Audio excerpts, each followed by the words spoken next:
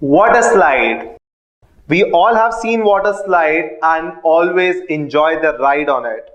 But what is the physics behind the different water slides? Why in some water slide you come with high velocity whereas in other you still struggle?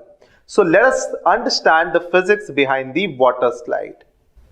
Climb the stairs and ride as I am clean and built up gravitational potential energy with my body stood ready to explode on go. I experience a vertical free fall drop as the force of energy pushes me down.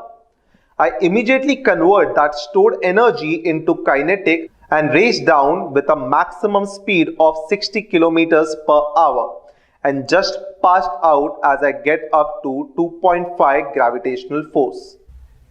Gravitational potential energy and kinetic energy. Let's go to the next ride, that is river rapids. First, build up a gravitational potential which can be converted into kinetic energy. Gravity pushes me back down towards the ground during the twist and turns.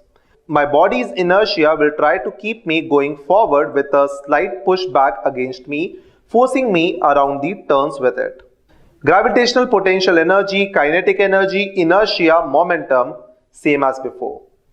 Gravitational potential interconnecting superbole into time is the friction between my body and the slide that's going to slow me down. Use the water that's flowing along the slide to help me reduce the friction, and that will help me go better, faster and stronger. Gravitational potential energy, kinetic energy, friction, gravitational force, commuting friction, gravitational potential energy, kinetic friction, all gets involved in this water slide. We all have been to wave pool. The wave pool is artificially creating waves by blowing pressurized air on the surface of the water hole by dumping large amount of water at one end and usually hydraulic pumps to push it along. So even the wave pool uses the concept of physics.